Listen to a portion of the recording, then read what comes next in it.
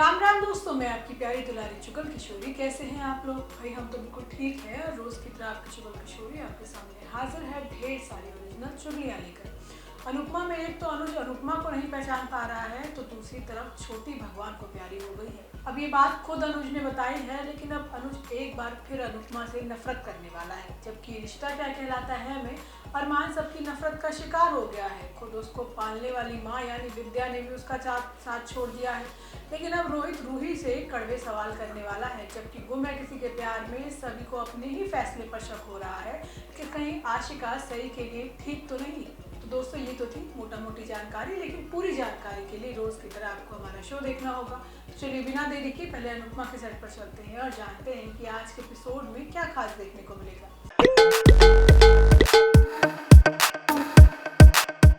अनुपमा में हर सांस में अनु कहने वाला अनुज आज अनुपमा से दूर भाग रहा है और उसे पहचान तक नहीं पा रहा।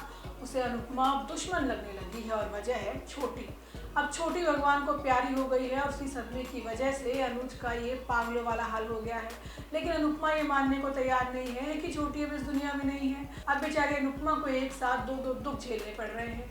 लेकिन आज होता ये है कि अनुज को अपनी आंखों के सामने देखकर अनुपमा उससे बात करने के लिए बेचैन हो जाती है। लेकिन अनुज किसी भी सवाल का जवाब देने की हालत में है ही नहीं। अनुपमा साधुओं को अपनी और अनुज की शादी की फोटो दिखाती है और बताती है कि ये उसका पति है और पिछले 6 महीने से वो उसे ढूंढ रही है। लेकिन साधुओं का कहना है कि पहले कान्हा को शांत हो जाने दो, उसके बाद ही उससे बात करेंगे। अब वो अनुज को अनुपमा से दूर ले जाने की बात करते हैं तो अनुपमा तड़प उठती है। साधु अनुज को अपने साथ ले जाते हैं और टीटू किंजल अनुपमा को अपने साथ आश्रम ले जाते हैं। अब फिलहाल अनुपमा बेहोश होती है और इस दौरान हर कोई उसकी चिंता करने लगता है। अब शाह हाउस में भी सभी लोग हॉल में बैठकर अनुज की हालत के बारे में बात करते हैं। तब तोशु और पाखी अनुपमा को ही दोष देते हैं कि उसने अनुज को भी बर्बाद कर दिया। तब किंजल और टीटू अनुपमा से मिलने जाते हैं। इस दौरान बापूजी भी अनुपमा की हालत देखकर परेशान है और अनुपमा एक सपना देखती है कि उसके पास उसका अनुज वापस आ गया है और उसे सब कुछ याद भी आ गया है। अब दोनों एक हो जाते हैं। लेकिन ये सपना देखते ही अनुपमा उठ जाती है और अनुज से मिलने के लिए घर से निकल जाती है। तब उसे पता चलता है कि अनुज तो है ही नहीं, वो तो घर छोड़कर कहीं चला गया है। अब वो अनुज को गली गली में ढूंढती है और फिर अनुज उसे मिल भी जाता है। लेकिन अनुज के सर में अचानक दर्द हो जाने की वजह से वो बेहोश हो जाता है। अब अनुज सड़क पर बेहोश पड़ा है और अनुपमा मदद के लिए चीख चिल्ला रही है, लेकिन कोई आता ही नहीं। इसके बाद अनुपमा खुद ठेले पर अनुज को लेकर जाती है। लेकिन आगे आने वाले एपिसोड में अनुपमा छोटी की फोटो दिखाकर अनुज से सवाल करेगी तो अनुज डरते हुए बताएगा कि छोटी तो भगवान के पास चली गई। अब ये सुनकर अनुपमा की चीख निकल जाती है, लेकिन वो इस बात पर यकीन नहीं कर पाती। लेकिन अनुज अनुपमा से दूरी बनाता है और उससे दूर रहने के लिए कहता है।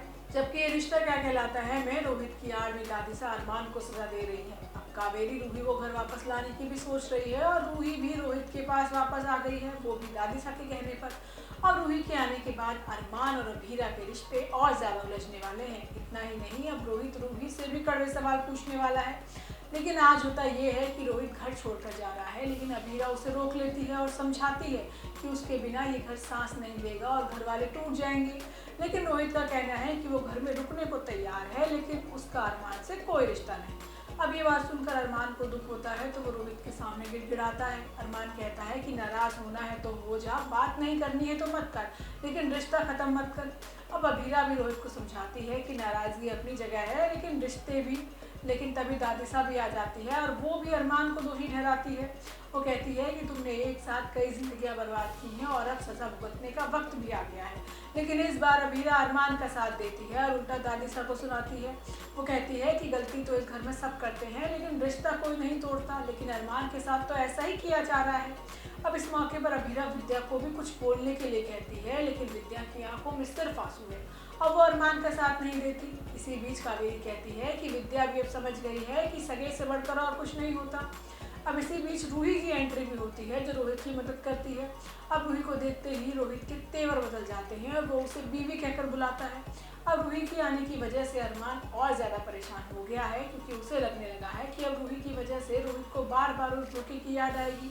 हालांकि अभीरा अरमान को समझाने की कोशिश करती है। वहीं रोहित रूही के लिए रोमांटिक डेट प्लान करता है और उसे भर भर कर दाने देता है।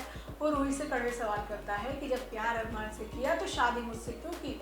अब दोनों के बीच किसी बात को लेकर तीखी बहस होती है। लेकिन आगे आने वाले एपिसोड में अभीरा एक बार फिर रोहित को समझाने की कोशिश करेगी। जबकि गुम्मे किसी के प्यार में भाग्यश्री और रजत मिलकर सभी को सुनाने वाले हैं, जबकि सभी को कहीं ना कहीं शक हो गया है कि आशिका सही मां नहीं है, क्योंकि वो सिर्फ अपने बारे में ही सोचती है, सही के बारे में नहीं। लेकिन आज होता ये है कि अर्श रजत को फ़ोन करके बताता है कि उसकी माँ और उसका भाई उसके घर आकर तमाशा कर रहे हैं और वो इस हरकत को कोर्ट में इस्तेमाल करने की धमकी देता है। अब रजत आशिका के घर पहुंच जाता है, जहां उसे पहले से सभी भी मिलती है। पहले भाग्यश्री सभी को सुनाती है कि इतना सब कुछ करने के बाद भी चैन नहीं मिला, जो यहाँ तक जहर उगलने के लिए आ गई। अब रजत भी सभी को दूसरों की खुशियों में आग लगाने का इल्ज़ाम लगाता है, लेकिन सभी पर किसी बात का कोई असर नहीं होता, क्योंकि उसका पूरा ध्यान तो आशिका पर है।